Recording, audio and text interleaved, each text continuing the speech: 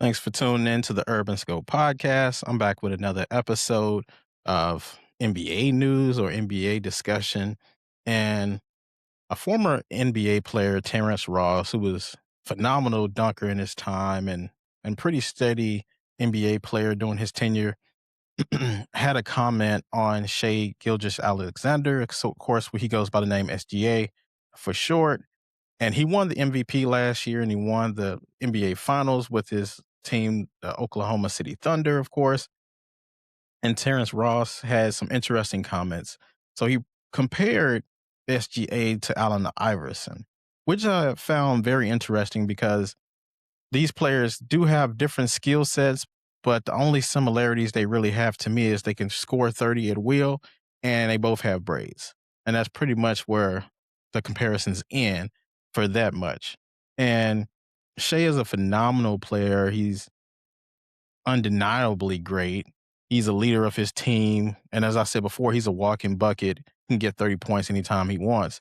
So it's easy for him. Similar, but Iverson got his points in the different ways because he was a lot shorter. Of course, SGA is like 6'6". Iverson was listed as 6 foot, but most people who knew him and that was around him said he wasn't 6 foot. He probably was maybe 5'10" ish, around that height.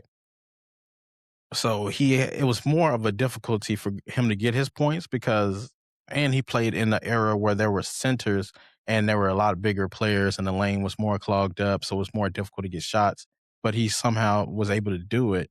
And I'll talk about his greatness later, but what he was able to do with that team, and I want to say 2001, and what he was able to do was just unheard of back then. But most people you can't compare to Iverson just because Iverson is just more than a great player. He was the culture. He was influence, his impact on the game, his impact on players behind him. Now, it's too early to know if Shea will have that impact because he's not really a flashy guy. He doesn't shoot a lot of threes. He's more of a mid range shooter. He can get to the basket, can get points easily in the paint, things like that. But it was not the same way as Iverson. Iverson, with his style and grace and how tough he was and how small he was and just how much of influence he was on the court for during his time and after his time. Players still look up to him, even though they didn't really watch him play in his era. But the stories people hear and just watching his highlights is phenomenal. Shea is not that exciting of a player. Now he gets his points. He's more Tim Duncan esque, I want to say, as far as impact goes, or as far as his style. He doesn't. He's not going to woo you, but he's going to get his numbers, and he's going to be a reliable bet every night. So if you're a betting man, you will always bet for him to get more than 20, as he did pass Wilt Chamberlain's record of the most 20-point games consecutively, I believe. But it was a phenomenal feat anytime you can break any Wilt Chamberlain record, and he did that with pretty much ease, it seemed. And he's been pretty durable up until this year. So, which Iverson was pretty durable as well, even though he had over dozens and dozens of injuries, but he still played through them, and that's just the toughness of a Iverson that most players don't have. Iverson, actually, we was blessed to see Iverson and Michael Vick in the same era, two Virginia natives that were very tough and had a lot of impact and influence in their careers. When you think about Iverson, what he meant to Philly, Michael Vick meant the same thing in Atlanta, and he was such a draw and entertainer, and he was a must see TV. These guys did amazing things every game. It seemed like, especially more so in Michael Vick, because he only had like 16 games to do things. Well, Iverson had like 82, but Iverson did a lot of phenomenal things every week. Michael Vick definitely was doing it every game. His speed, both of them had crazy speed, but it's just amazing that they came from the same state of Virginia and to be such phenoms in the athletic world. So, but to get back to this discussion, most people in this generation don't understand the importance of Iverson. Iverson was very important, especially in that late 90s, early 2000 period where the game was predicated on the big man and really guards didn't get a lot of love unless you were Jordan or Kobe or one of those players like that. But it was a select few.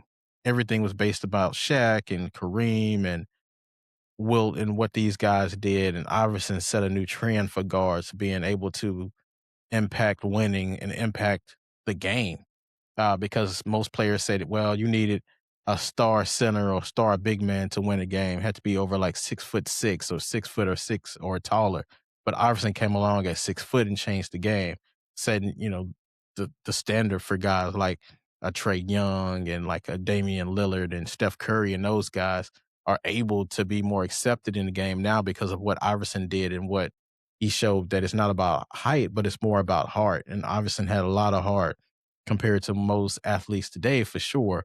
But in the land of giants, Iverson was a giant. So it's more than just about the scoring impact and looking familiar. And I understand the comparisons and things like that. But when you think about the style, the fearlessness, the braids, the influence, the toughness, even having his own shoe brand with Reebok. Reebok was never a big brand like that for most people until Iverson donned a shoe. Everybody was wearing Nikes and Jordans and whatever else they were wearing, but Reebok was not one of those brands. Now it's more famous now, probably because James Harden, what he was able to do. Um, Shaq had a shoe back in the day, but um, mostly when people come to Reebok, it's because somebody of the culture influences people by that shoe. But people are not going out just seeking for Reeboks. Actually, they sell Reeboks at Walmart now, so the influence is not the same as it once was.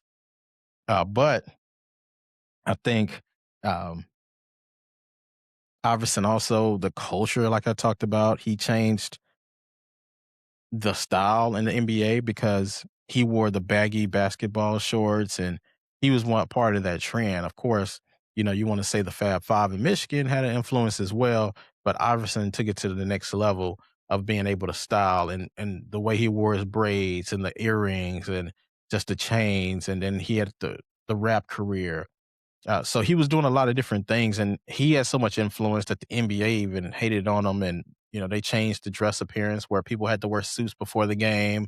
You had to come to the game suited and booted before you get to the locker room. They've changed the rules now, of course, because they were pretty much anything now. But back then, Iverson had so much influence that they had to do that, and even the tattoos.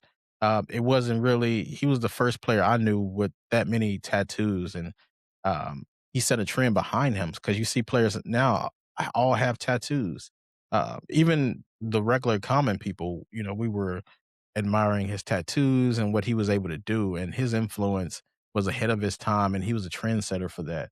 So I don't think Shea has that capability, just because he was of a. Even though Iverson is more quiet and reserved as well, but Shea doesn't have that aura like Iverson has.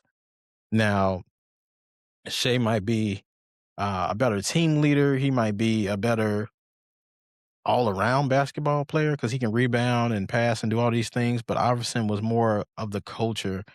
He was more of an icon. I don't think kids now will be seeking out Iverson. I mean, Shea. They're more seeking out like John Morant and Anthony Edwards, those type of guys, even like a Luca, for what they do. Uh, Shea is just pretty bland as far as that goes, but he doesn't embrace, or he's not embodiment of the culture, and he's Canadian as well, so that might have something to do with it, a little bit to do with it, but he doesn't move the needle like an Iverson did, especially in terms of impact and culture. That will be Iverson all day. Um, and Shea did take his team to win the NBA Finals, which Iverson only made it to the finals, but lost to a great Shaq and Kobe team. But when people bring up the worst teams to ever go to NBA Finals, Iverson had the worst team going to NBA Finals. I know people want to say LeBron had a bad team that he took against San Antonio Spurs when he played with Cleveland the first time around. I believe this was in '08. I want to say when he took that team was pretty bad, but Iverson had a team of just defenders mostly. He didn't have anybody can go get their own shot or get their own buckets. Iverson was the offense. They were double teaming, triple teaming Iverson, and he still would get his points. This shows you how phenomenal he is. I don't think Shea could do that in his era today with lesser talent.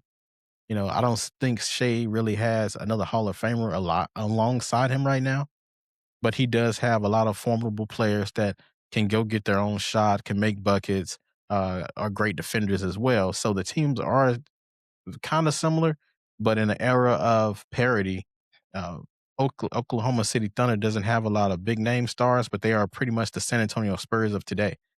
um, what San Antonio Spurs used to be. They had Tim Duncan and they had a lot of pieces that Duncan made better and became better through the scheme. And that is what Oklahoma City Thunder has. So I don't think most people can do what Iverson did back in the day. And his connection to hip hop, Iverson had a big influence in hip hop, with a lot of the players, whether it be Two Chains or be Lil Wayne, all these different players, all these different rappers embrace Iverson because of his influence and what he meant to not just basketball players, but people who watch the game, people who were fans of the game, people who are fans of just needle movers. And he was definitely one of those big needle movers. And I don't think Shea could ever be that. Now, if you want to say they both get 30 points and they both, wear the braids straight to the back and but that's where the similarities end for me because I think Iverson is just more than a player. He was an influence. He was culture. He was impact. So that is my thoughts on this SGA Iverson comparison. Tell me what your thoughts are. Until next time, I'll see you next time.